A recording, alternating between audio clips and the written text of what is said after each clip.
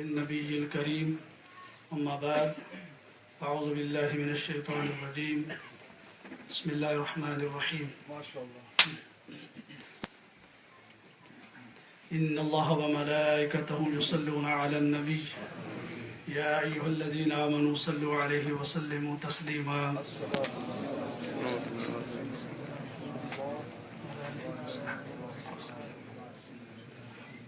زینت محفل رونق محفل اس مسجد کے خطیب و امام قبلہ صاحب غلام جیلانی صاحب، حضرت علامہ محمد عارف سعیدی صاحب دامت برکاتکم العالیہ، خطیب اعظم چشم حضرت علامہ طارق مجاہد جیلوی صاحب، اس کے علاوہ ہمارے حضرت قبلہ لاڈی سے تشریف لائے ہیں حضرت علامہ مسعود ہزاروی صاحب، حضرت علامہ حافظ حمید الدین قریشی صاحب، ہم سب کو اس مجلس میں آمد پر خوش آمدید کہتے ہیں اور ان کا شکریہ ادا کرتے ہیں۔ حضرات محترم، جیسا کہ آپ کو علم ہے اور آپ جانتے ہیں کہ آج کی اس مجلس کے مقصد کیا ہے اور کس لیے ہم حاضر ہوئے ہیں۔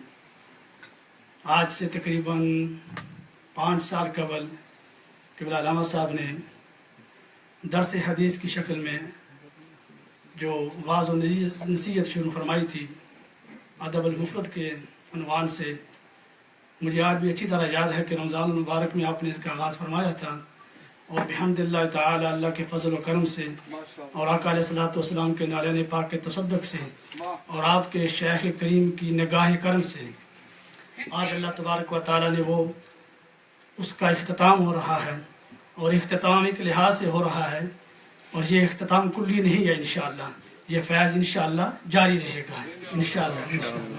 یہ ظاہری طور پر اس مجلس میں بیٹھ کر ہمارے سامنے یہ شاید آخری مسجد میں ہو، لیکن انشاءاللہ یہ کلام کا اور درس و تدریس کا انداز انشاءاللہ یہ جاری رہے گا۔ میں اس پروگرام کو طوالت نہیں دینا چاہتا۔ آج کی اس خوبصورت مجلس میں تلاوت کلام پاک کے لیے میں دعوت دوں گا عزیزم محمد اویس قادری کو کہ وہ مختصر آیات بینات سے اس مبارک مجلس کا آغاز فرمائیں۔ نعرہ تکبیر، نعرہ رسالت، علماء اہل سنت۔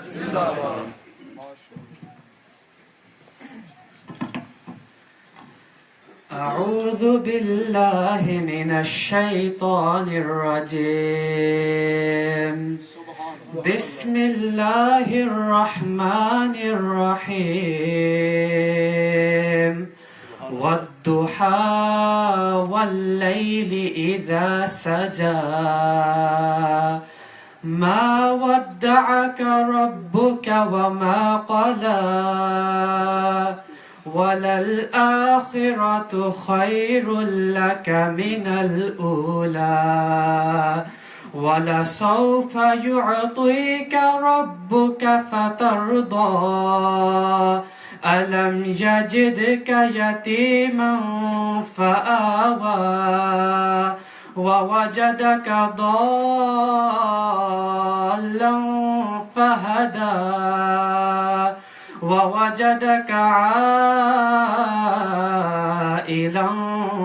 فأغنى فأما اليتيم فلا تقهر وأما السائل فلا تنهر وأما بنعمة ربك فحدث صدق الله العظيم۔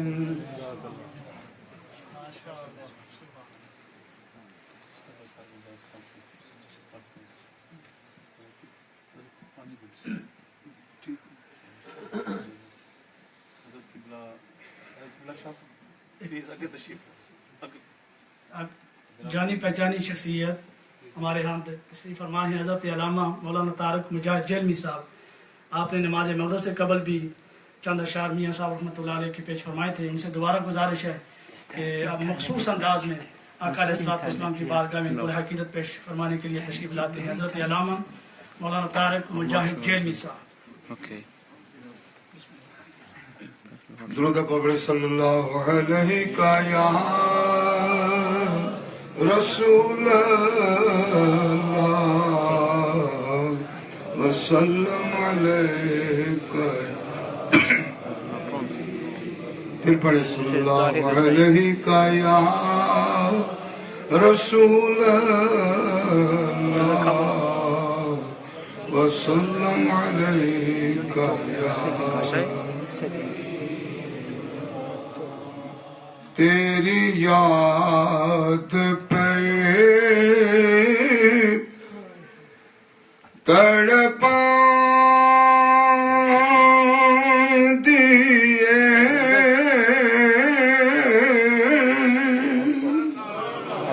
لالیاں نینا نے جھڑیاں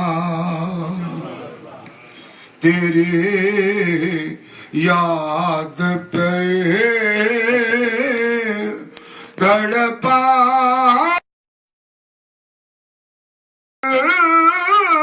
ماہی تیرے دید دیا حسرتاں بڑی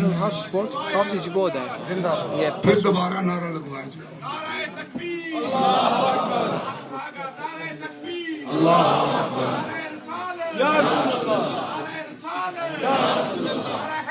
یا علی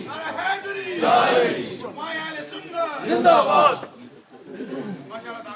تیرے یاد پہ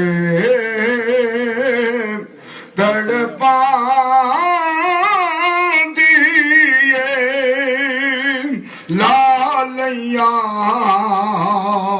نینا نے جھڑیاں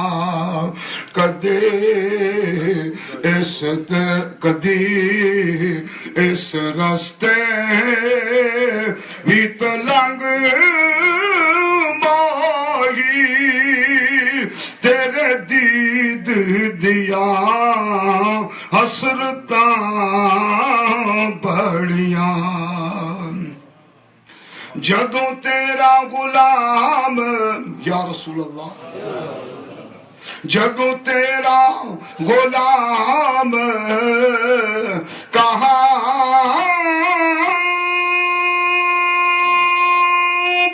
میں کیوں خوف کسے داکھا میں کیوں خوف کسے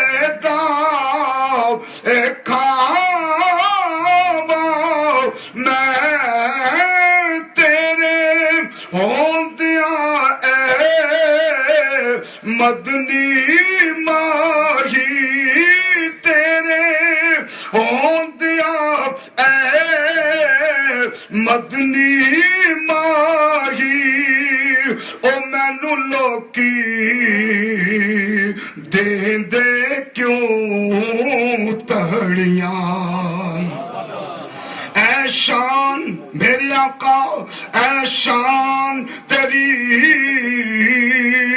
سبحان اللہ اے کمال تیرا ماشاء اللہ ہے کمال تیرا ماشاء اللہ تیرا ہاتھ لگ آتے کھجوراں دیاں تیرا ہاتھ لگ آتے کھجوراں دیاں اگ پیاں گٹکاں جو سڑیاں کتھے میرے علی کتھے میرے علی اور کتھے میں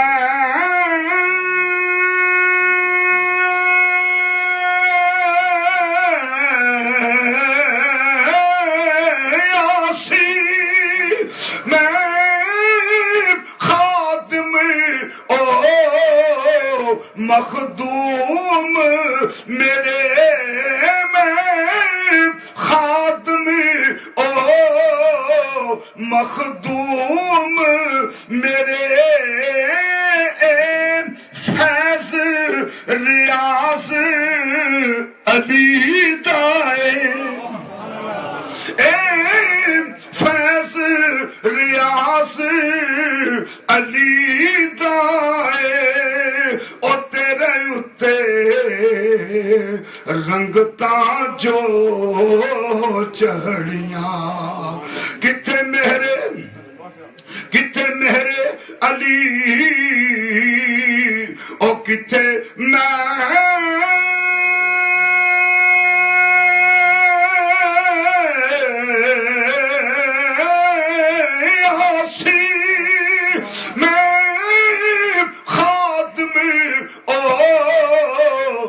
مخدوم میرے فیض ریاض علی دائے تیرے اتے رنگتا جو چڑھا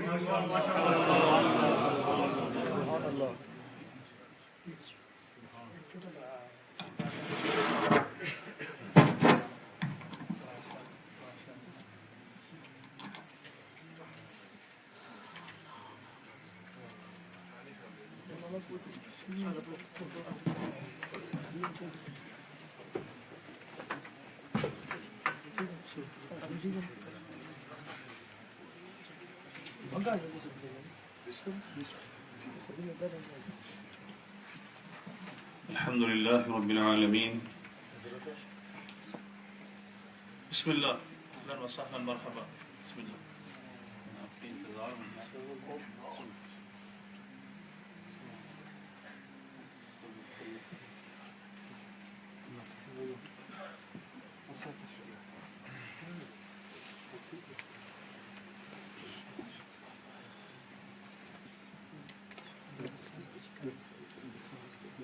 حضرت علامہ حافظ اختر صاحب آگے تشریف لائیں.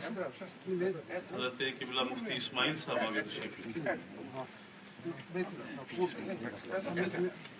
اچھا آپ ایسا کریں کہ خاموشی سے ہی تھوڑا ایک مرتبہ کھڑے ہو جائیں اور ایک سٹیپ اس طرف رائٹ سائڈ پہ ہو جائیں. ادھر بہت سارے لوگ تنگی میں بیٹھے ہوئے ہیں.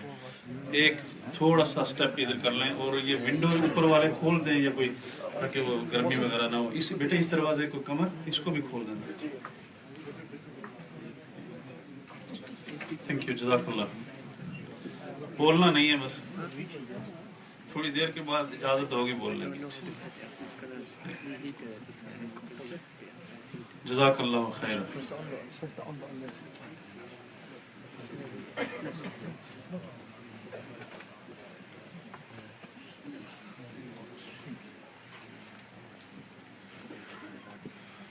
الحمد لله رب العالمين.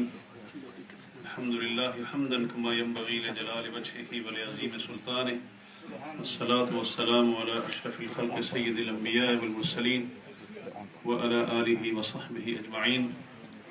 اللهم صل وسلم وبارك على سيد النبي الأمي وعلى آله وصحبه صلاة دائمة مقبولة تؤدي بها عنا حقه العظيم.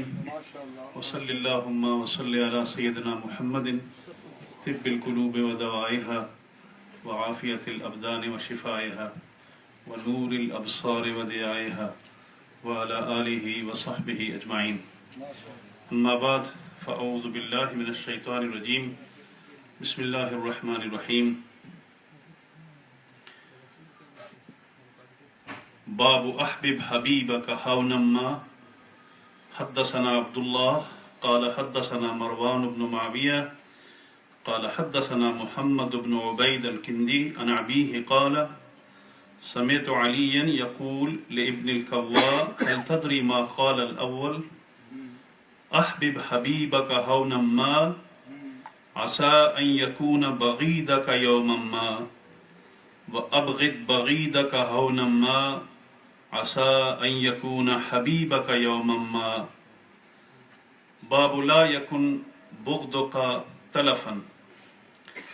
حدثنا سعيد بن أبي مريم قال أخبرنا محمد بن جعفر قال حدثنا زيد بن أسلم عن أبيه عن عمر بن الخطاب رضي الله تعالى عنه قال لا يكن حبك كلفا ولا بغضك تلفا فقلت كيف ذاك قال إذا أحببت كلفت كلف السبي وإذا أبغضت أحببت لصاحبك التلف. الحمد للہ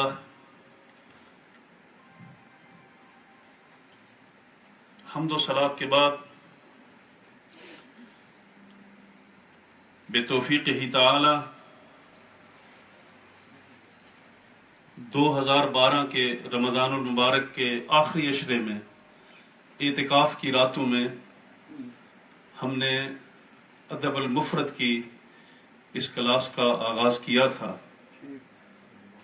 موسٹلی اس وقت یہ یوتھ کے لیے تھا رات کو کہ جس میں ہمارے بھائی بھی ہوتے تھے, بہنیں بھی, brothers and sister use to be there. Later on پھر یہ مکس ہوتا رہا, یعنی اس میں صرف اکثر مرد ہوتے تھے, خواتین اس میں نہیں شامل ہوتی تھی مسجد میں. نیچے میری کلاس آ گئی تھی اور پھر اس طرح یہ سلسلہ بتوفیق ہی تعالی چلتا رہا. اور آج ابھی اللہ کریم کے اذن اور توفیق اور حضور صلی اللہ علیہ وسلم کے مہربانی سے ہم نے حدیث پاک کی, ادب المفرد کی, ان آخری 2 احادیث کی تلاوت کا شرف میں نے پڑھنا تلاوت کا حاصل کیا ہے اور آپ نے سماعت کا حاصل کیا ہے. حضرات محترم, میں میرے دائیں طرف بھی اور جن کی میں دائیں طرف ہوں, ہم ہر 2 طرف علماء, مشائخ, سادات کرام کے جلوں میں بیٹھے ہوئے ہیں. اور آپ سب کو علم ہے کہ آج میری جو آفیشیل ہائی ویکم کی مسجد میں میری ایک خدمت کی ذمہ داری ہے, میرے یہ اس کی آخری سیشن ہے الحمدللہ, اور اختتامی سے سیشن ہے.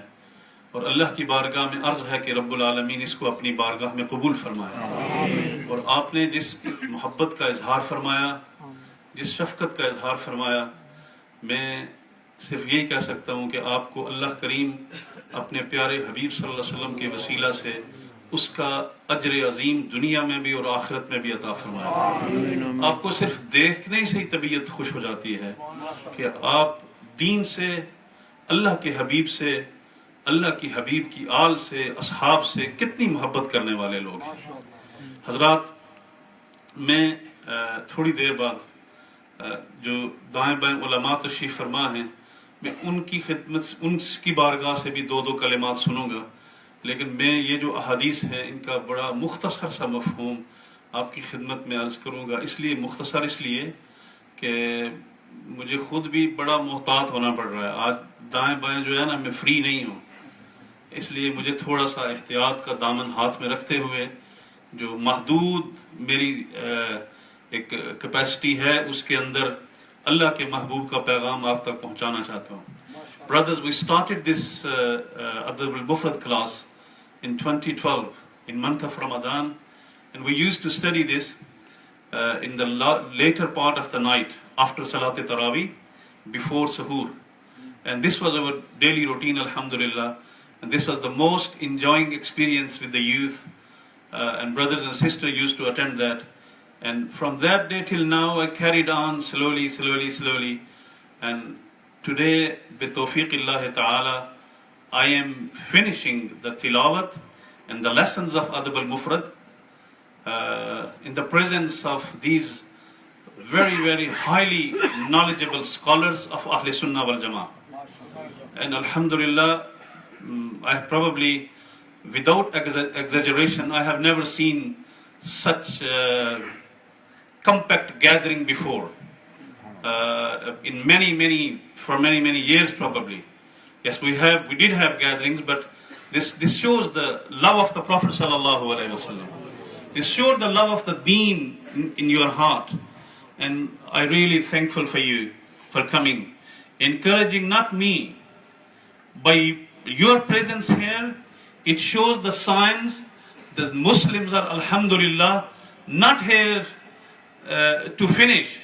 Muslims are going to live here with the honor and dignity, and in their heart, the love of the Prophet ﷺ will be always there, inshallah.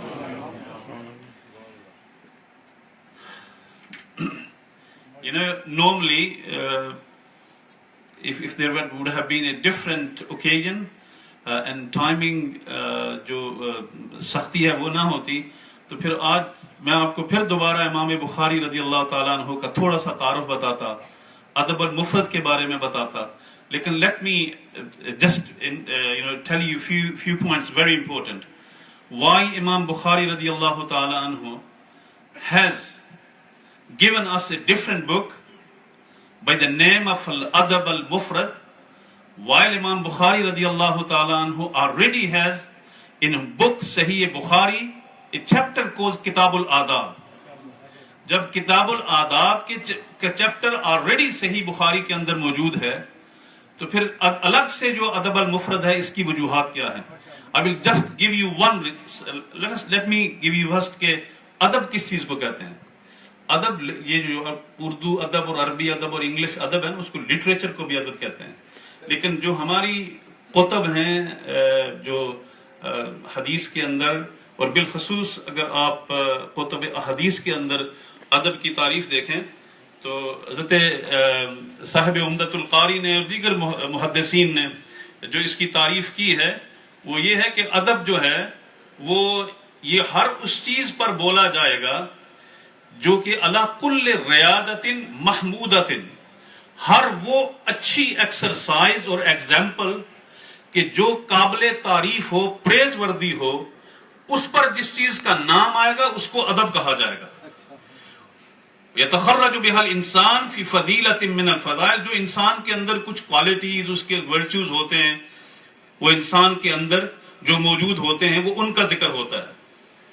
پھر ادب کی تعریف کرتے ہوئے یہ بھی کہا گیا کہ اس سے مراد وہو تعظیم من فوقک والرفق بمن دونک, کہ ادب سے مراد یہ بھی ہے کہ اپنے سے بڑے کی عزت کرنا اور چھوٹے پر شفقت کرنا اور نرمی سے پیش آنا.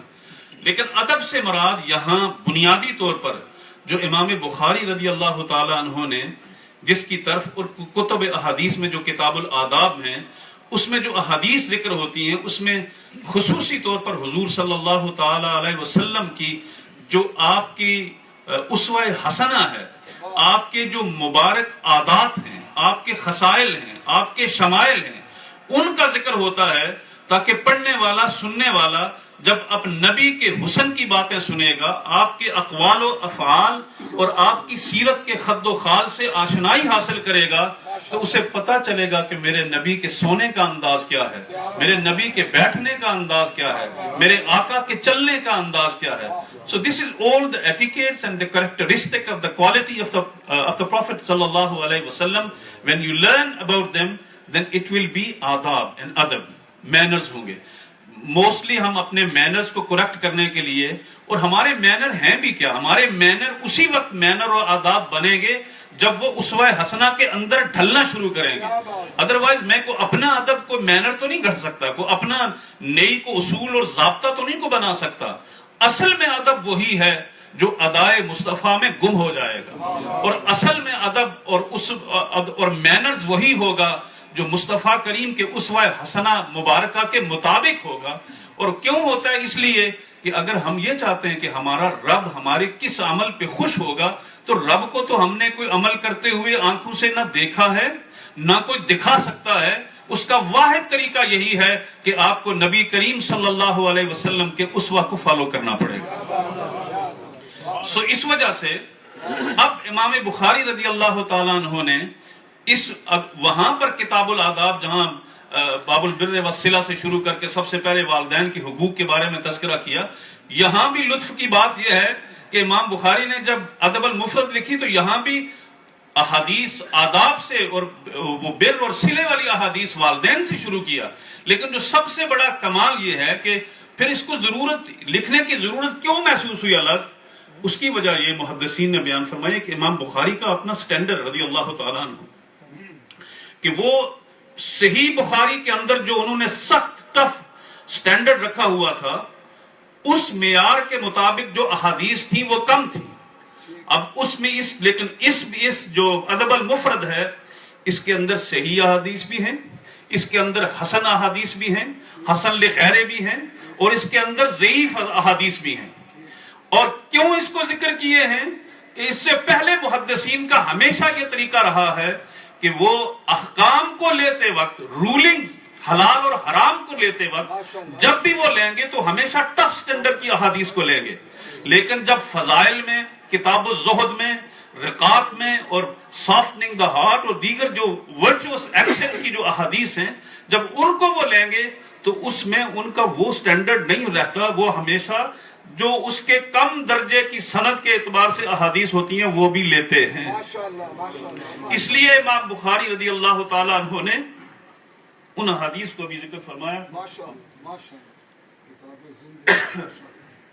اس لیے انہوں نے ان احادیث کا بھی ذکر فرمایا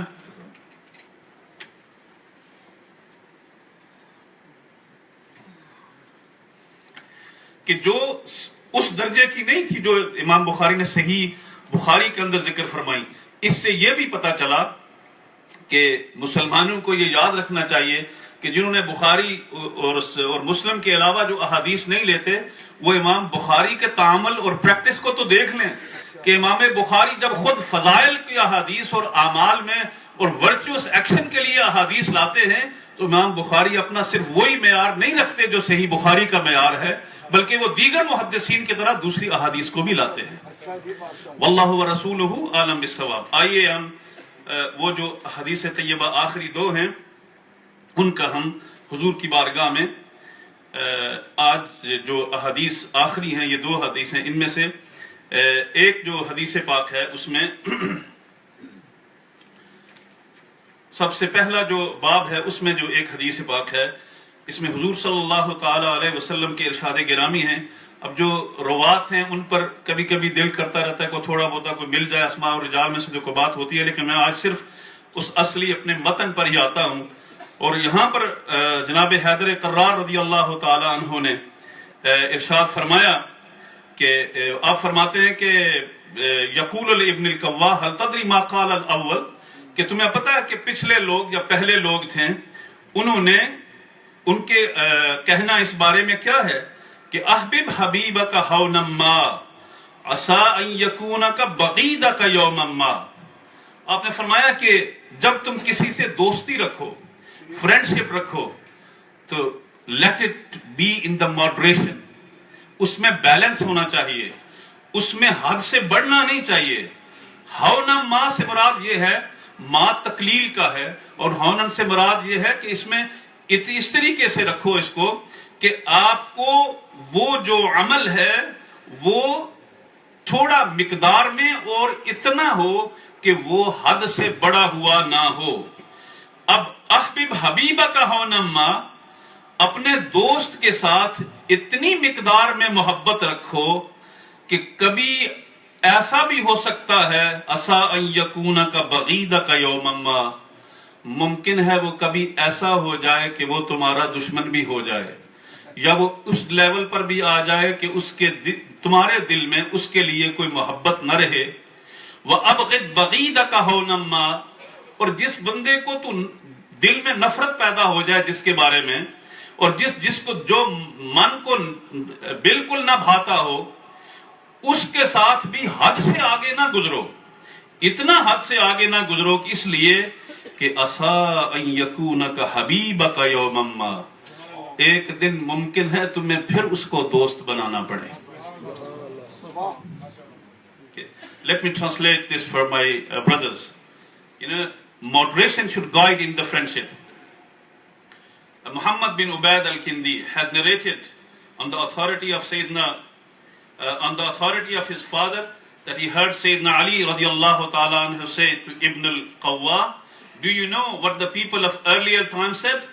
It is their saying that if you love anyone, don't give him very much love. It is possible that you may despise him someday, and if you despise him, you hate him, anyone, do not overdo it too, perhaps you may love him someday. شاید آج کا جو آپ کا دشمن ہے وہ کل دوستی میں بدل جائے. تو دشمنی کے اندر جو آپ حد سے بڑھیں گے تو آپ شرمندگی محسوس کریں گے.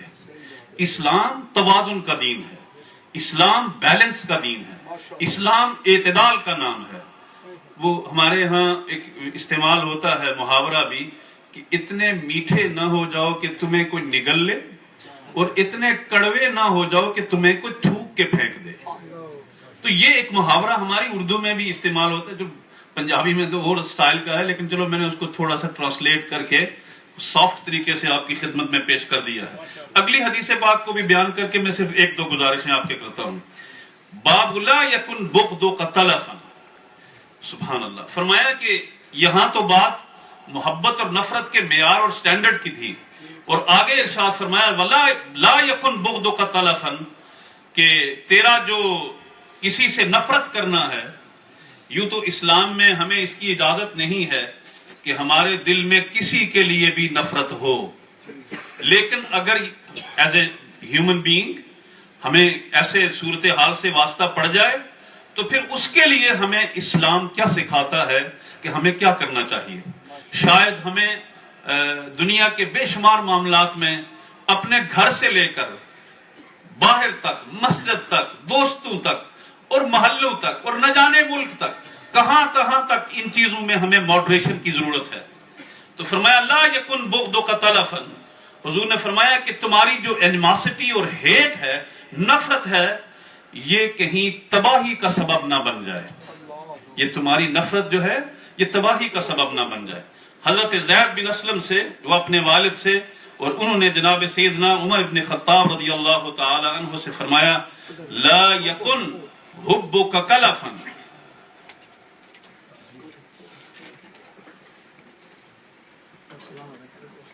آپ نے فرمایا اب حب کیا ہوتی ہے؟ حب کہتے ہیں محبت کو, لو اور افیکشن کو, اور بغض جو ہوتا ہے یہ ہیٹ فل کیریکٹرز ہوتے ہیں, نفرت ہوتی ہے. to loathe someone or to hate someone is called بغض in Arabic language. So یہاں پر ہمیں پہلی حدیث پاک میں ہمیں محبت اور نفرت دونوں کے ان کو ماڈریٹ کرنے کا حکم دیا گیا, اور یہاں پر دو لفظ حدیث پاک میں استعمال ہوئے ہیں. ایک کلف ہے, اس کا معنی ہے لا یکن حبک کلفا, تیری محبت جو ہے یہ کلف نہیں ہونی چاہیے. یعنی تمہاری محبت اس طرح نہیں ہونی چاہیے کہ وہ بالکل جس طرح بچوں کی دیوانہ وار محبت ہے, وہ کسی چیز سے ایسے جڑ جائیں گے کہ ان کو کوئی پتہ نہیں ہوگا یہ میرے لیے بہتر ہے یا بہتر نہیں ہے یا نقصان دہ ہے. بچوں کو کیا پتا ہوتا ہے میرے لیے کون سا کھلونا میرے دماغ کو ڈیمیج کرتا ہے, میرے اخلاق کو تباہ کرتا ہے, لیکن وہ کسی سے محبت کرتے ہیں. دس از the habit of a child to go in the love in too much extreme. تو میرے آقا صلی اللہ علیہ وسلم کے غلاموں کی جو تعلیمات ہیں آثار میں سے, جناب فاروق اعظم فرماتے ہیں لا یکن حبک کلفا, تیری محبت حد سے بڑی ہوئی نہیں ہونی چاہیے. ولا بغضک تلفا, اور نہ تیری نفرت جو ہے وہ ڈسٹرکشن اور تباہی کا سبب ہو. تلف کہتے ہیں کسی چیز کو ضائع, ہم اردو میں بھی استعمال کرتے ہیں اس کو.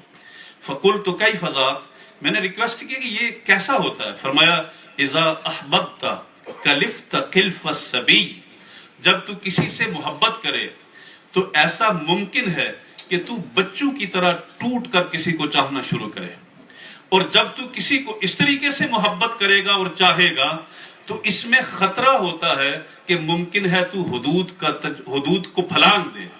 وَإِذَا أَبْغَضْتَ أَحْبَبْتَ لِصَاحِبِكَ التَّلَفَ, اور جب تو کسی سے نفرت کرتا ہے تو اتنے ایکسٹریم پہ چلا جاتا ہے تو فوراً کہتا ہے یہ تباہ ہو جائے, یہ برباد ہو جائے, اس کا کچھ نہ رہے, اس کے بچے مر جائیں, اس کا گھر اجڑ جائے, پتہ نہیں کیا کیا زبان سے اس وقت نکلنا شروع کر دیتا ہے. فرمایا نہیں, ایسا نہیں کرنا. محبت ہو یا بغض ہو, اور تمہاری بالخصوص یہاں پر دوسری حدیث پاک میں یہ جو آخری ہے اس میں بغض, جو انسان کے اندر نفرت, ہیٹ ہوتی ہے, اینمیٹی ہوتی ہے, اس کے بارے میں فرمایا کہ یہ اتنے ایکسیسو طریقے سے نہیں ہونی چاہیے کہ انسان اس محبت اور نفرت کے ان معیاروں کو بھول جائے. یہ جو آخری 2 احادیث ہیں ان میں حضور صلی اللہ علیہ وسلم کے ان آداب اور صحابہ کرام کے ارشادات سے ہمیں یہ تعلیم ملتی ہے کہ یہ نفرت کرنا، محبت کرنا، یہ ہمارے وجود کے اندر یہ خصلتیں موجود ہیں کہ نفرت بھی لوگ کرتے رہتے ہیں، محبت بھی لوگ کرتے رہتے ہیں، لیکن ان میں توازن رکھنا، ان کو بیلنس رکھنا. ہماری نفرت، بغض، محبت، پیار، اس کا ایک سٹینڈرڈ اور کرائٹیرین یہ ہونا چاہیے کہ ہر اس چیز سے محبت کرو جس کے ساتھ محبت اور الفت کرنے سے اللہ اور اللہ کے حبیب کا قرب نصیب ہوتا ہے، اور ہر اس چیز سے نفرت کرو، ہر اس چیز سے دور رہو. اپنے دل کو اس طرف رغبت سے بچاؤ کہ جس کے قریب جانے سے اور جس کے قریب جانے کی وجہ سے اللہ اور اس کے رسول کا غضب تم پر نازل ہونا شروع ہو جائے. حضرات محترم، بے شمار تمثیلات سے ہم ان احادیث کو سمجھنے کے لیے آگے بڑھ سکتے ہیں اور اپنی اصلاح کی کوشش کر سکتے ہیں. Very simple messages.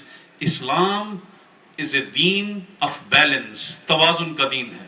آپ اپنے گھر میں دیکھیں، اپنی اولاد میں سے کسی ایک بچے کے ساتھ بہت زیادہ محبت کریں اور دوسروں کو نیگلیکٹ کر دیں، اس کا ریزلٹ دیکھ لینا. پھر آپ تھوڑا سا ان کو گرو اپ ہونے دیں، پھر دیکھیں گے کیا اثر ہوتا ہے. آپ کے پاس ایک سے زیادہ بیویاں ہوں اگر، تو ویسے ایسا دیکھو مسکراہٹ آ گئی ہے سب کے چہرے، تو ایسا بہرحال یہ ایسا ممکن تو ہے، ایسا اگرچہ پایا نہیں جاتا، اور علماء کرام کی بے ادبی معافی چاہتا ہوں، لیکن ایسے اکثر لوگ نہیں ہیں. لیکن اگر گھر میں ایسا ماحول ہے، ایک آدمی بالکل ٹلٹ ہو کے ایک طرف چلا گیا ہے اور اپنا حق، مساوات اور عدل کا پورا نہیں کرتا، تو پھر دیکھنا اس گھر کے اجڑنے میں دیر کتنی لگتی ہے. آپ پڑوسی ہیں، آپ کے ساتھ کوئی سفر میں بندہ چل رہا ہے، ہر اعتبار سے آپ معاشرے میں رہتے ہیں، محبت میں بھی اور میں بھی احتدال رکھیں. محبت میں تو اعتدال کبھی کبھی ہو جاتا ہے، لیکن نفرتوں میں ہم بڑھ جاتے ہیں، بہت زیادہ آگے بڑھ جاتے ہیں. اور کئی دفعہ ہم اتنے بڑھ جاتے ہیں، جس طرح فاروق اعظم نے فرمایا کہ اتنے آگے نہ بڑھ جاؤ کہ وہ اس کا تم تلف ہی بالکل اس کو چٹ کر کے رکھ دو اور ستیہ ناش کر کے رکھ دو، تباہی کر کے رکھ دو.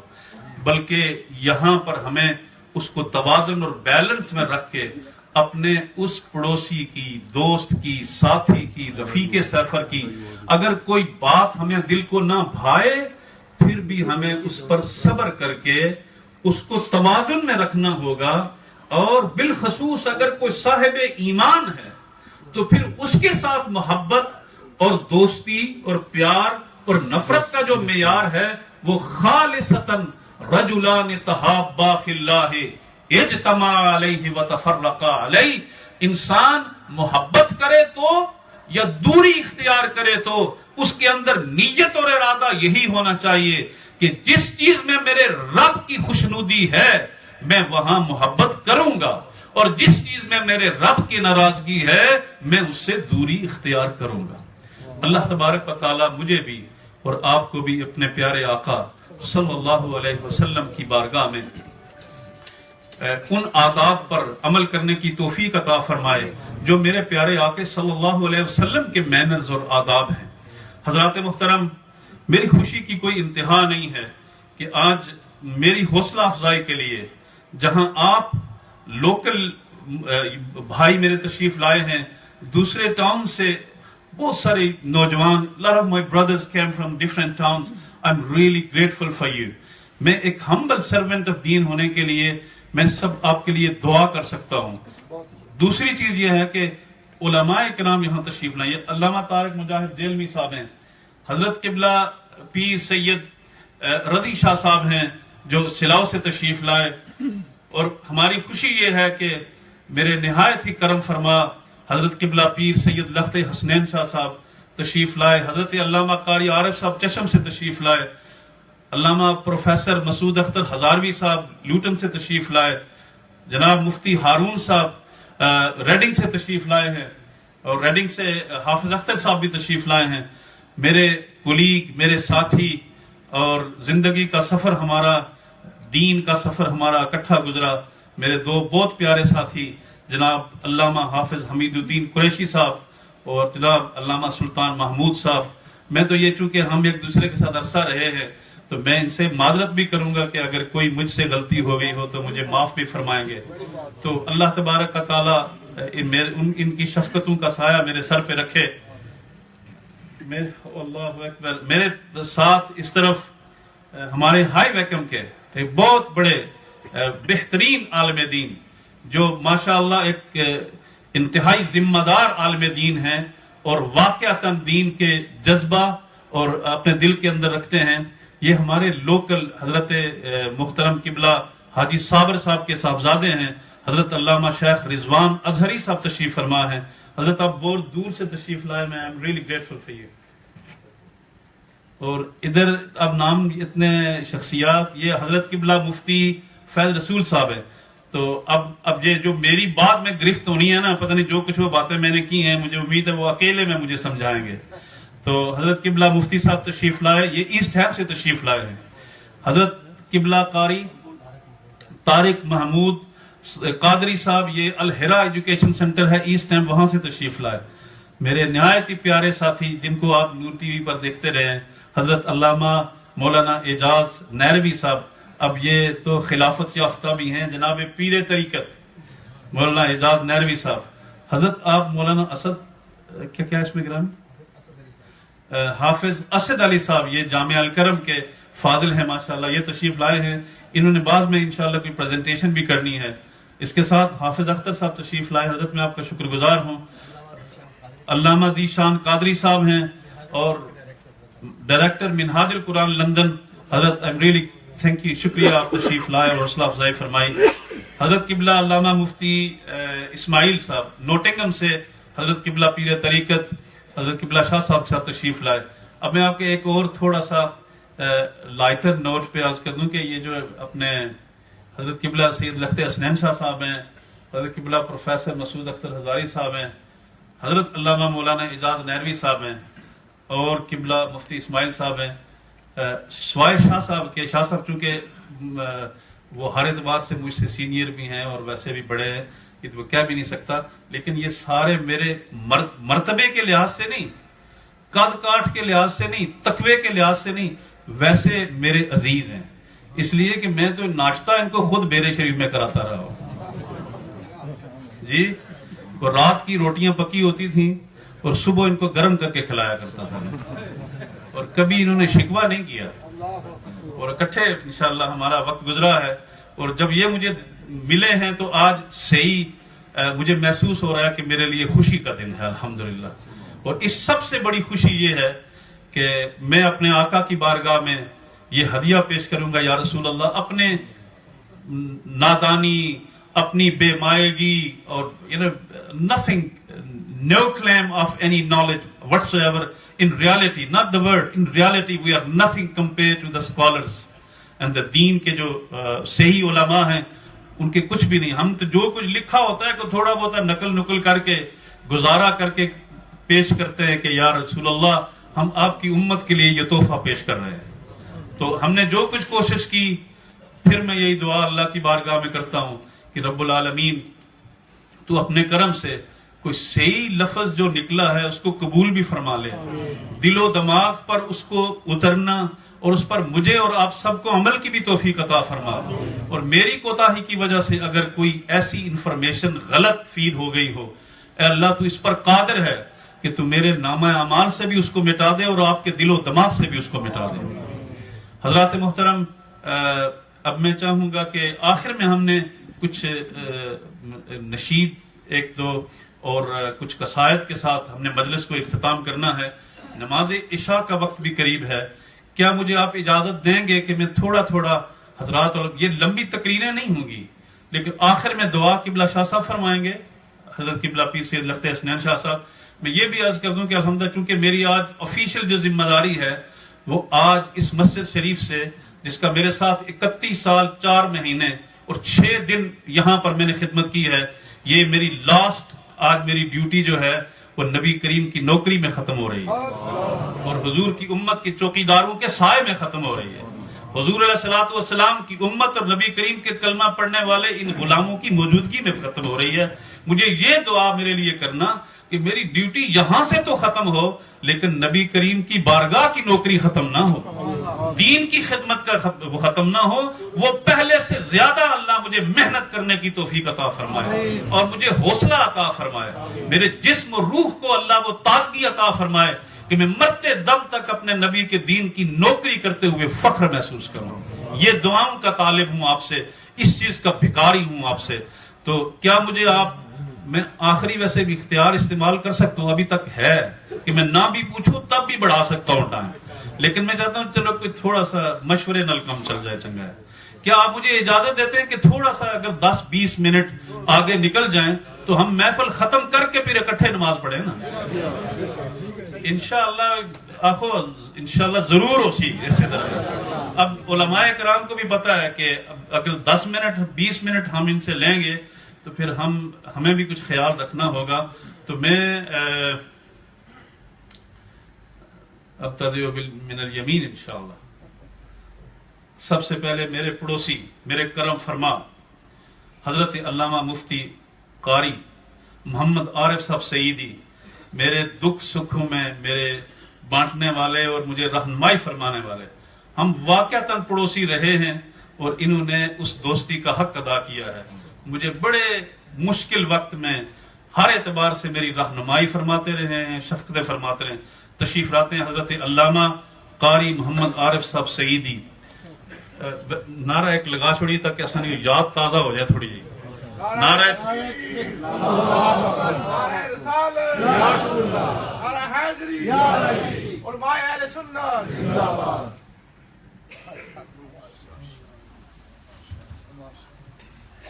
نحمده ونصلي ونسلم على حبيبه الكريم اما بعد فاعوذ بالله من الشيطان الرجيم بسم الله الرحمن الرحيم.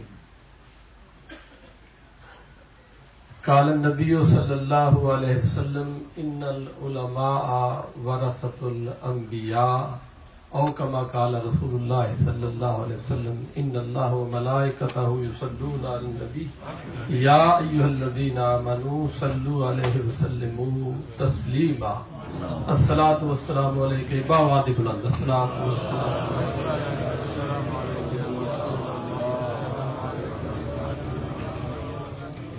زینت محفل حضرت علامہ صاحبزادہ غلام جیلانی صاحب ایک محقق, عالم دین, مدرس اور فقی عالم دین ہے جن کا ساتھ 31 سال 4 مہینے سے ہمیں میسر رہا ہے. اور میں پڑوسی ہونے کے ناطے ایک دوسرے سے ہمارے یہ عمر میں 2 سال مجھ سے بڑے ہیں اور علم میں بہت بڑے ہیں. یہ ہمیں ایک دوسرے کا قرب نصیب رہا ہے اور ہمیشہ میں نے انہیں مخلص پایا, علم میں پختگی پائی اور ہمدرد پایا ہے. میں دعا گو ہوں کہ اللہ رب العزت ان کے علم میں اور عمل میں مزید ترقیاں اور بلندیاں نصیب فرمائے اور نبی اکرم نور مجسم صلی اللہ علیہ وآلہ وسلم کے دین کی خدمت کی توفیق نصیب فرمائے. اور حدیث پاک جو میں نے آپ کے سامنے پڑھی بس اس کا ترجمہ آپ تک پہنچا کے میں اجازت لوں گا. سرکار مدینہ صلی اللہ علیہ وآلہ وسلم ارشاد فرماتے ہیں ان العلماء ورثۃ الانبیاء, بے شک علماء انبیاء کے وارث ہیں. انبیاء اس دنیا سے جاتے وقت درم و دینار کی وراثت نہیں چھوڑتے, وہ وراثت چھوڑتے ہیں علم کی. علماء کرام ان کے علم کے وارث ہیں. اور میں اس بات کو زیادہ بڑھانا اب نہیں چاہتا, لیکن آپ سے صرف اتنی گزارش کروں گا کہ یہ جو علماء کرام ہیں, میری دائیں طرف جماعت اہل سنت کے, بائیں طرف جماعت اہل سنت کے ہمارے عقیدے کے مقتدر علماء تشریف فرما ہیں اور ذمہ دار علماء سے سٹیج اس وقت بھرپور کھچا کھچ بھرا ہوا ہے، لیکن علماء جو سلیبس درس نظامی کا پاکستان میں پڑھ کے آئے ہیں، یہ سلیبس پبلک نہیں جانتی یہ کیا ہے، یہ کس طرح کا ہے۔ ایک مثال کے ساتھ میں صرف آپ کو یہ عرض کروں گا کہ آپ یہ سمجھتے ہیں کہ یہ درس نظامی جس بندے نے 10 سال پڑھا ہو اور ایک بندہ پنجاب یونیورسٹی سے اس نے ایم اے اسلامیت کیا ہو، تو کیا خیال ہے آپ کے ذہن میں ان دونوں میں سے آپ اس کو سمجھیں گے کہ یہ جس نے ایم اے اسلامیت کیا ہے وہ زیادہ قابل ہے؟ یہ ہے یہ نہیں؟ کیا خیال ہے آپ کا؟ سننے والا جب یہ سمجھتا ہے نا کہ اس نے پنجاب یونیورسٹی سے ایم اے عربی یا ایم اے اسلامیت کیا ہے تو وہ سمجھتا ہے یہ تو ہے پڑھا لکھا، اور اس نے درس نظامی کیا ہے جامعہ نعیمیہ سے، جامعہ نظامیہ سے، بھیرا شریف سے، تو اس کو سمجھتے ہیں یہ کچھ بھی نہیں۔ حقیقت اس طرح نہیں ہے، حقیقت اس طرح نہیں ہے۔ علامہ صاحب نے جو بھی آپ کے سامنے 2 حدیثوں کا ترجمہ بیان کیا ہے، درس نظامی کی پہلے سال کی کتاب، درس نظامی کی پہلے سال کی کتاب اور پنجاب یونیورسٹی کا ایم اے اسلامیہ، تو اس کی 2 سطریں نہیں پڑھ سکتا، یہ حقیقت۔ حقیقت یہ ہے، حقیقت یہ ہے۔ آپ احباب اپنے دلوں میں جتنے موجود ہیں، یہاں میں سب کو نہیں کہتا، آپ اپنے دلوں میں ذرا جھانک کے دیکھ لیجئے، جہاں بی اے بھی ہوں گے، ایم اے بھی ہوں گے، پی ایچ ڈی بھی ہوں گے۔ میں آپ کے سامنے اگر رکھوں نا کہ بسم اللہ الرحمن الرحیم کا ترجمہ آپ کر دیجئے، تو کوئی شاید 1 یا 2 آدمی، وہ بھی وہ جن کو کوئی مس ہوگا علماء سے یا درس سے، وگرنہ یہ ناراض نہ ہوں، جن کو یہ مس نہیں نہ درس کی، وہ بسم اللہ الرحمن الرحیم کا ترجمہ نہیں کر سکتے۔ یہ درس نظامی ایک ایسا گورکھ دھندا ہے۔ میں آپ کو مثال دیتا ہوں، مثلا پیر میر علی شاہ صاحب گولڈوی علیہ رحمت، میٹرک پاس تھے،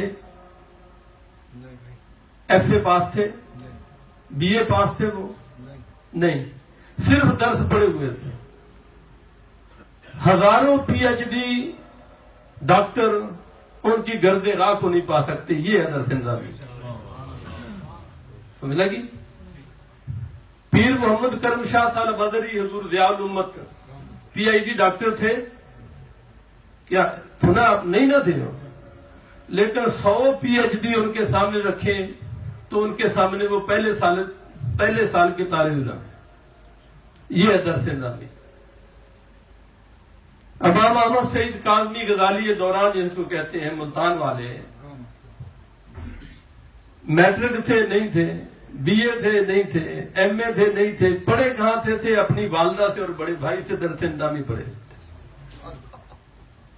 پورے ہندوستان میں، بنگلہ دیش میں، پاکستان میں جو اپنا ثانی نہیں رکھتے، پی ایچ ڈی نہیں تھے، سینکڑوں پی ایچ ڈی ان کی گرد راہ پہ قربان۔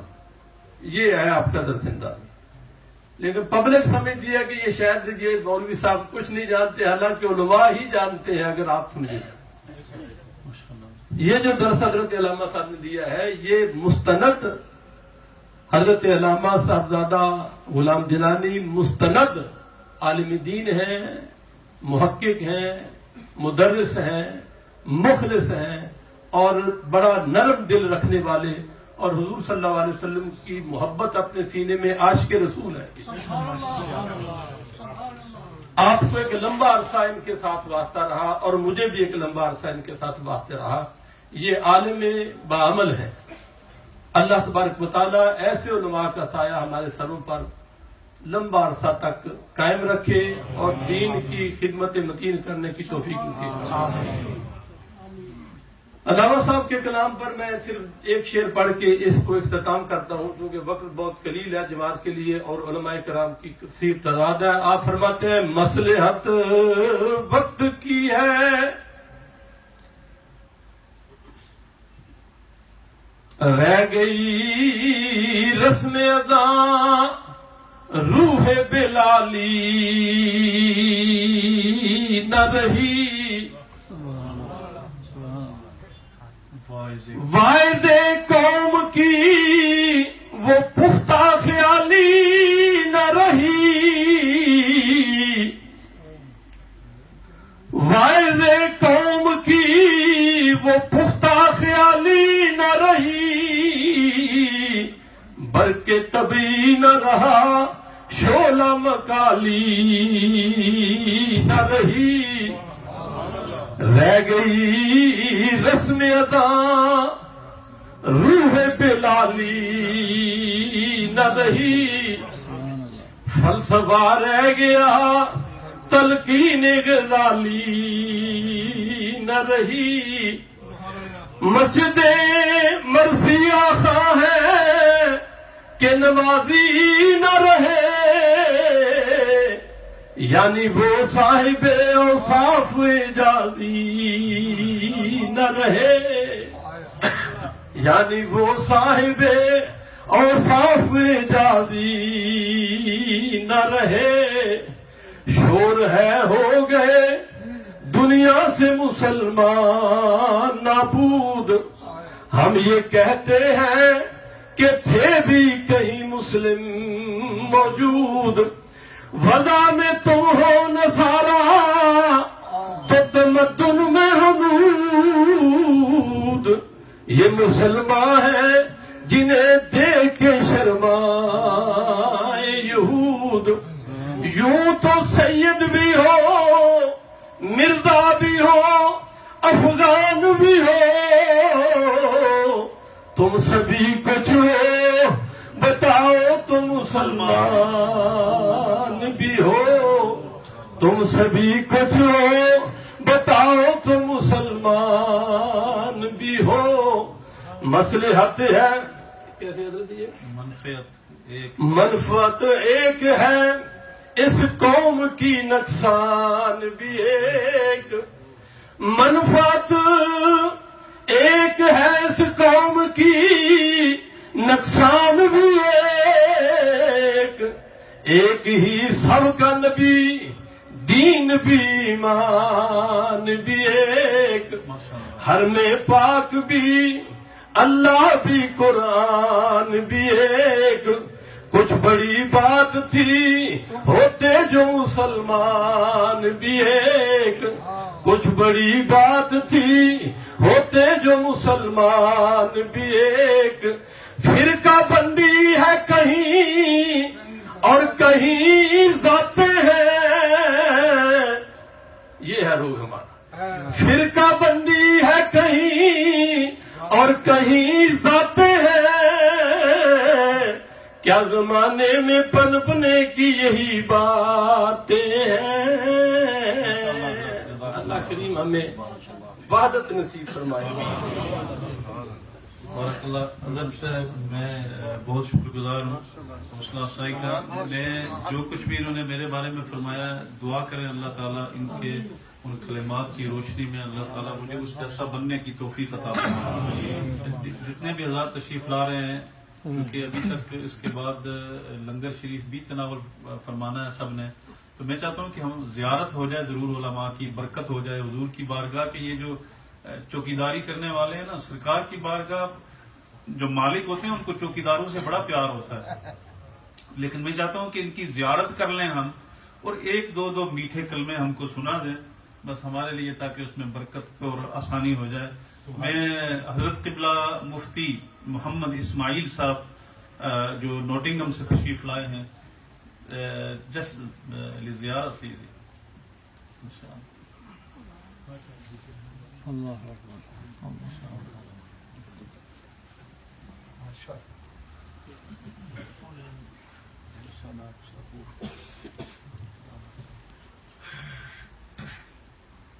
نحمده ونصلي ونسلم على رسوله الكريم أما بعد أعوذ بالله من الشيطان الرجيم بسم الله الرحمن الرحيم إن الله وملائكته يصلون على النبي يا أيها الذين آمنوا صلوا عليه وسلموا تسليما اللهم صل وسلم وبارك على سيدنا ونبينا وحبيبنا وشفيعنا ومولانا محمد النبي الأمي وعلى آله وصحبه وبارك وسلم۔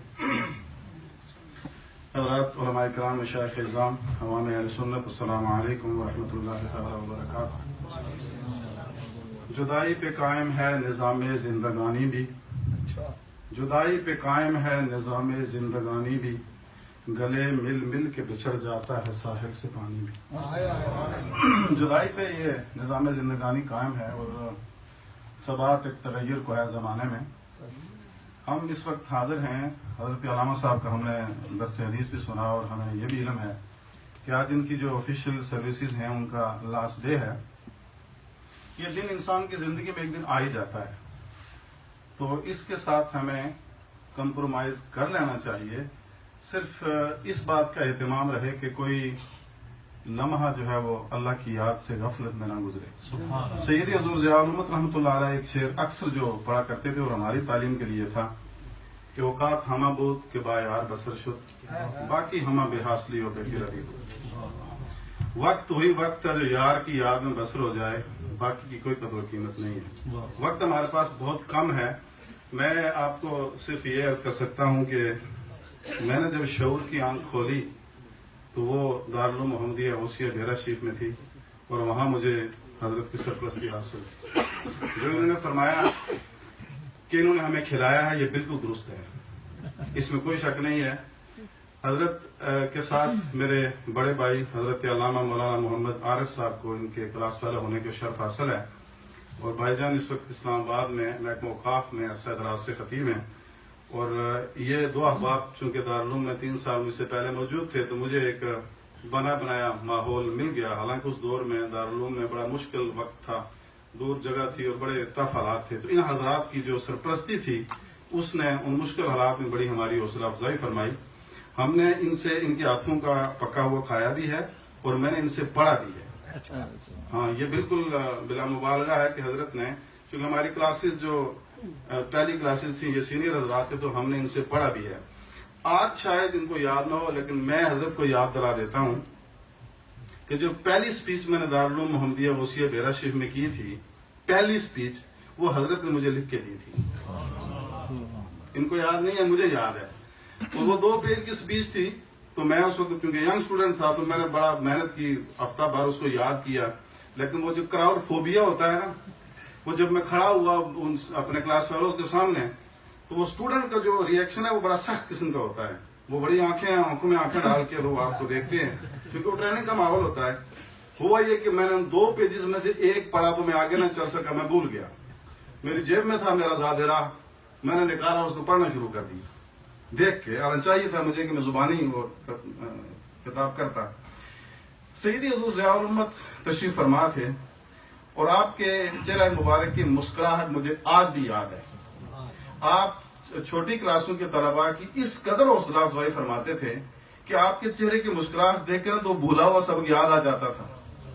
तो आपको पता था कि ये लड़खड़ा रहे हैं तो माँ बाप ही हैं जो लड़खड़ाते बच्चों का हाथ पकड़ कर उनको चलाते हैं। तो इस तरह सैयद हज़ूर ज़ियाउल उम्मत रहमतुल्लाह अलैह ने हौसला अफजाई फरमाई, बहुत ज्यादा हौसला अफजाई फरमाई। लेकिन वो जो पहला खिताब है वो उन्होंने मुझे लिख के दिया था तो उसमें एक शेर था जो मैं आप फिर पढ़ देता हूँ। उसका कोई रेलेवेंस शायद ना हो लेकिन उसमें शेर था कि इफलास खींचता है ईमान की तरफ, इफलास खींचता है ईमान की तरफ, कमबख्त मुसलसल हो तो काफिर कर दे। इफलास खींचता है ईमान की तरफ, कमबख्त, हाँ, दौलत हो तो फरिश्तों से, ये पहला शेर है उसका, दौलत हो तो फरिश्तों से बढ़ा देती है इंसान को, दौलत हो तो फरिश्तों से बढ़ा देती है इंसान को, जम जाए कहीं तो शैतान कर दे। इफलास खींचता है ईमान की तरफ, कम वक्त मुसलसल हो तो काफिर कर दे। तो ये उस तकरीर का कुछ शेर थे उसमें। तो हजरत की शफ्तें हमने इनके ज़रिए साया तरबियत भी पाई है कई साल तक। अगरचे उसके बाद फिर मुझे इंटरनेशनल इस्लामी यूनिवर्सिटी में जाने का इत्तेफाक हुआ, मैंने वहां से LLB भी की, सारा कुछ किया और कोर्ट में एज ए मजिस्ट्रेट भी काम किया, बहुत सारे मुल्कों का भी मैंने सफर किया। लेकिन वो तरबियत जो आपकी थी वो अभी तक मुझे याद है। वो शफ्तें आज भी जब हम इनके पास आते हैं तो वही रिश्ता है, एक जो हमारा ताल्लुक इनके साथ था। मैं शुक्रगुजार हूँ कि आपने याद फरमाया और इन उलमा की मौजूदगी में हम अपने कलमात तहसीन की खिदमत में पेश कर सके। हजरात, उलमा के बगैर दीन पनप नहीं सकता, ये मेरी आखिरी गुजारिशात हैं। याद रहे कि बिल्डिंगें जरूरी हैं, मसाजिद, इदारे, ये सब जरूरी है, लवाजमात हैं, लेकिन असल जो एसेट्स हैं वो उलमाए किराम हैं। अफराद अगर होंगे तो बाकी निजाम चलेगा। اگر افراد صحیح نہیں ہوں گے تو صرف بلڈنگیں دین کو برقرار نہیں رکھ سکتی. بھٹو کے زمانے میں جب اس نے تھریٹ کیا علماء کو کہ آپ کے دارالعلوم جو ہیں ان پر میں قبضہ کر لوں گا, ان کو قومیہ لیا جائے گا, تو علماء متفکر ہوئے, انہوں نے فکر مندی کا اظہار کیا. سیدی حضور ضیاء الامت رحمۃ اللہ علیہ نے بھٹو سے کہا تھا تو جتنی بلڈنگیں چھین سکتا ہے ساری چھین لے. علم بلڈنگوں میں نہیں رکھا ہے, علم ہمارے سینے میں ہے, اور ہم ایک کیکر کے درخت کے نیچے کلاس لگا کے دین کا پرچار کر سکتے ہیں.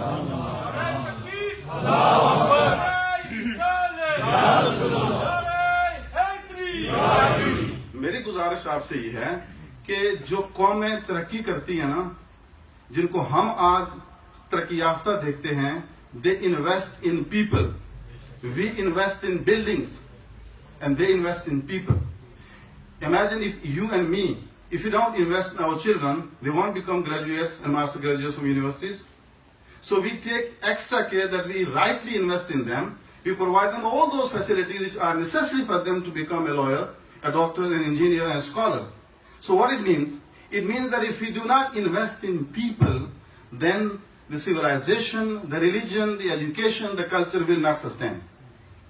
تو اگر ہم نے اپنی ان تحریکوں کو, دین کو اس ملک میں اگر زندہ رکھنا ہے, ایک چیز آپ ذہن میں رکھیے کہ علماء میں دین کے جو چوکیدار ہیں, جو دین کے پہرے دار ہیں, ان میں انویسٹ کرنے سے بچیں گے, اس کے بغیر نہیں بچ سکیں گے.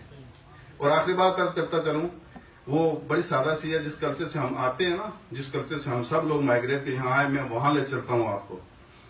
وہاں سیانے لوگ آپ جیسے بزرگ یہ کہا کرتے ہیں کہ معاشرے میں اگر سلامتی سے رہنا ہو نا تو علاقے کے ایس ایچ او سے بنا کے رکھنی ہوتی ہے. اگر سوشلی پرامن رہنا ہے, ڈسٹربنس آپ کو نہ ہو, تو جو علاقے کے ایس ایچ او ہے نا, اس سے بنا کے رکھنا ہوتی ہے. اور اگر اپنے دین کے بارے میں فکر مند ہو کہ تمہارا دین بچا رہے, تو اپنے امام سے بنا کے رکھنا. یہی وہ لوگ ہیں جو ہمارے کان میں پہلی مرتبہ اللہ اکبر کہتے ہیں, اور یہی وہ لوگ ہیں جب ہماری باڈی سامنے پڑی ہوتی ہے اس وقت بھی اللہ اکبر کہتے ہیں. اس اعتبار سے ہمیں چاہیے کہ ہم ہر وقت خود بھی اور اپنی اولادوں کو یہ ٹیچ کریں کہ علماء کی رسپیکٹ کرنا ہے اور ہر حال میں کرنا ہے. علماء فرشتے نہیں ہوتے, لیکن اس کے باوجود جو اس قسم کے احباب جنہوں نے اپنی زندگیاں دی, 31 سال بڑا عرصہ ہے. 31 سال میں آئی ایم شور کہ علامہ صاحب کے سامنے وہ بچے بھی آج جوان ہوں گے, اولاد والے ہوں گے, جن کے کانوں میں یقین انہوں نے اذان کہی ہوگی. تو پھر کتنا 3 ڈیکیڈز ہیں, یہ کوئی تھوڑا عرصہ نہیں ہے. 31 دنوں مہینوں کی بات, 31 سال ہیں. تو ان سالوں میں اس کمیونٹی پر آپ علامہ صاحب کے بڑے احسانات ہیں. اور میں یقین سے کہتا ہوں کہ جب آنے والا مورخ اس شہر کی اور اس ہائی ویکم کی ریلیجس ہسٹری لکھے گا, تو اس میں حضرت کا نام جلی حروف میں لکھا جائے گا, اور ان کا نام اور ان کی خدمات انشاءاللہ والعزیز سورج کی کرنوں کے ساتھ زندہ رہیں گی. اللہ سبحانہ و تعالیٰ سے دعا ہے کہ اللہ سبحانہ و تعالیٰ آپ کی تمام خدمات کو قبول فرمائے, اور یہ خدمات کا سلسلہ جاری رہے. اللہ آپ کو صحت و تندرستی عطا فرمائے. آپ کی اولاد امجاد پر, آپ کے خاندان پر, آپ کے والدین کریمین سب پہ اللہ اپنی رحمتوں کا نزول فرمائے. اور آپ تمام وہ لوگ جو دین کے لیے, نہ کسی فرد کے لیے بلکہ اللہ کی رضا کے لیے اور اللہ کے دین کے لیے ان کا احترام کرتے ہیں, ان کے ساتھ تعاون کرتے ہیں, ان کی خدمت کرتے ہیں, in return they show you اہدنا الصراط المستقیم. اللہ سبحانہ و تعالی ہم سب کا حامی و ناصر ہو.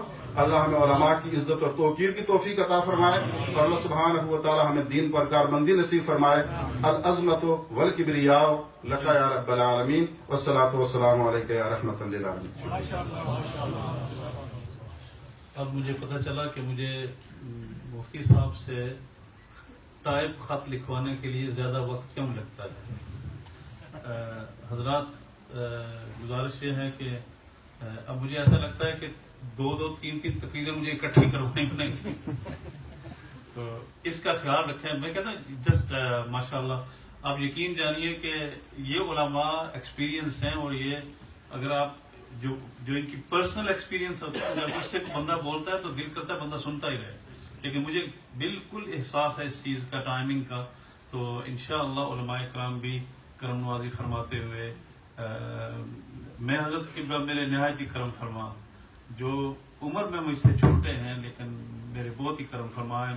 اکثر میرے پاس یہاں تشریف لاتے ہیں حوصلہ افزائی کے لیے. حضرت علامہ پروفیسر مسعود اختر ہزاروی صاحب وہ اپنے حکیمانہ کلمات سے ہمیں نوازیں گے انشاءاللہ.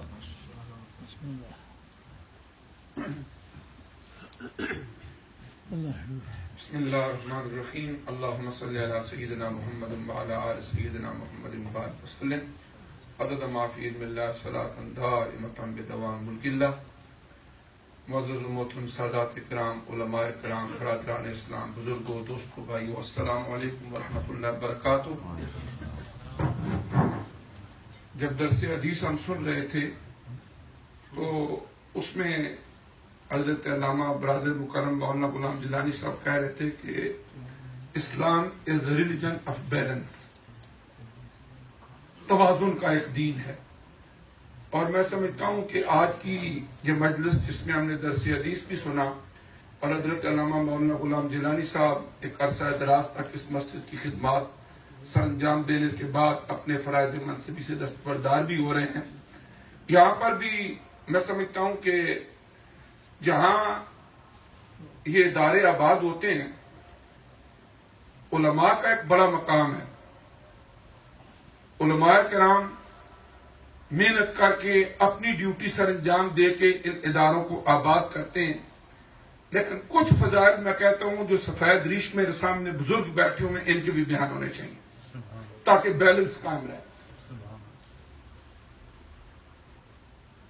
2 منٹ میں چھوٹی سی ایک ہسٹوریکل بات کر کے میں اپنی گفتگو کو اختتام کی طرف لے کے جاؤں گا کہ یورپ کے اندر یہ مسجدیں جو ہمیں نظر آ رہی ہیں، ایک وقت وہ تھا کہ 711 عیسوی میں طارق بن زیاد جب جبرالٹر آئے تھے، حکومت بنی، 700 سال سے زیادہ وہ حکومت قائم رہی.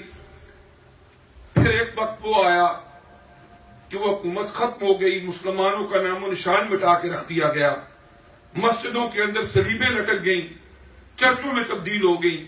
اور یہاں جو آج کے ہمارے لوگ ہیں، یہاں کے انگریز اور دوسرے لوگ یورپین، ان کے آباء و اجداد تھے وہ، اور انہوں نے تہیہ کر لیا تھا کہ اب یورپ کے اندر کوئی اور مسجد نہیں رہے گی.